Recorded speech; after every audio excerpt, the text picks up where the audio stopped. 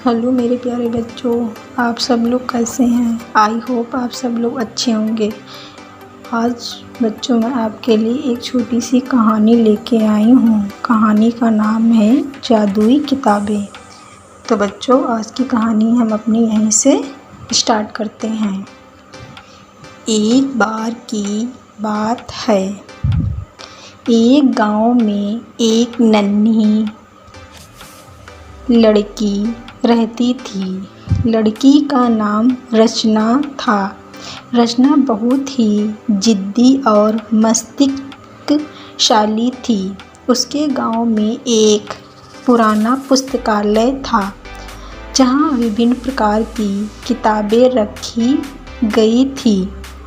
रचना बहुत प्रेम करती थी, परंतु उसके पास कोई किताबें नहीं थी।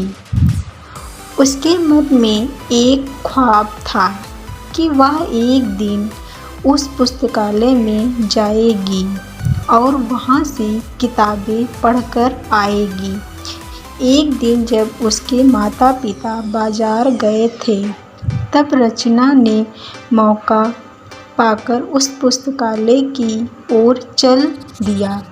जब वह वहाँ पहुँची, उसने देखा कि पुस्तकालय में एक बड़ी सी खिड़की थी और उसमें एक पुस्तक रखी हुई थी। वह खिड़की ऊंची थी और रचना उस खिड़की तक पहुँचने के लिए कुछ करना पड़ेगा।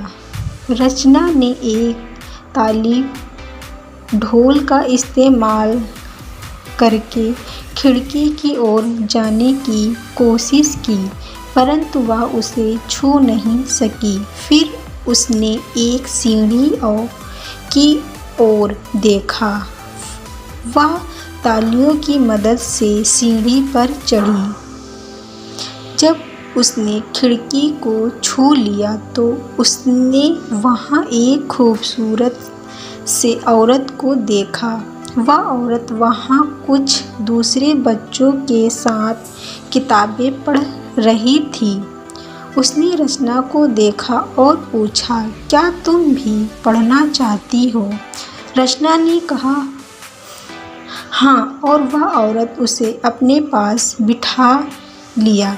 उसने रचना को बताया कि वह एक जादू की किताब पढ़ रही है और जब वह जादू का इस्तेमाल करती है तो उसके पास बहुत सारी खूबियाँ होती हैं।